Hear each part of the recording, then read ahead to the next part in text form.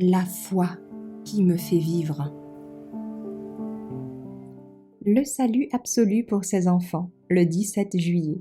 Le Christ, dans le vrai temple. Mais cet homme, parce qu'il est éternel, a un sacerdoce immuable. C'est pourquoi il peut aussi sauver jusqu'à l'extrême ceux qui s'approchent de Dieu par lui, puisqu'il vit toujours pour intercéder en leur faveur. Hébreux 7, versets 24 et 25.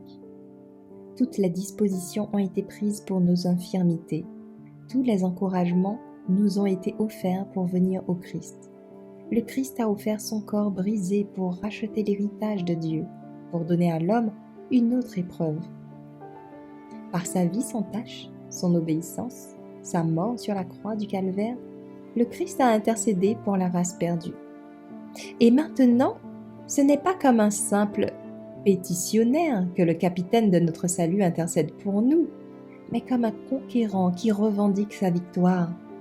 Son offrande est complète, et en tant qu'intercesseur, il exécute l'œuvre qu'il s'est lui-même assignée, tenant devant Dieu l'encensoir contenant ses mérites sans tache et les prières, les confessions et les actions de grâce de son peuple.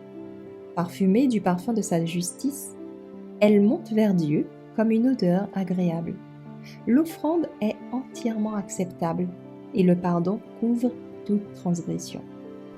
Le Christ s'est engagé à être notre substitut et notre caution, et il ne néglige personne.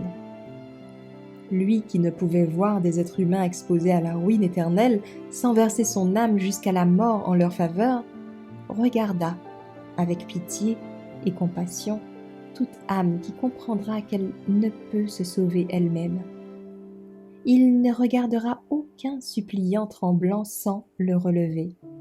Lui qui par sa propre expiation a fourni à l'homme un fonds infini de pouvoir moral, ne manquera pas d'employer ce pouvoir en notre faveur.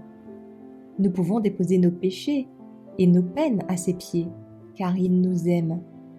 Ses regards et ses paroles invitent à la confiance.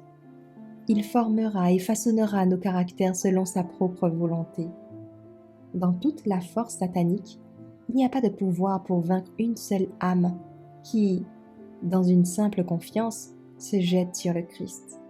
Il donne de la force aux faibles et augmente la force de ceux qui n'en ont pas. Ésaïe 40, verset 29.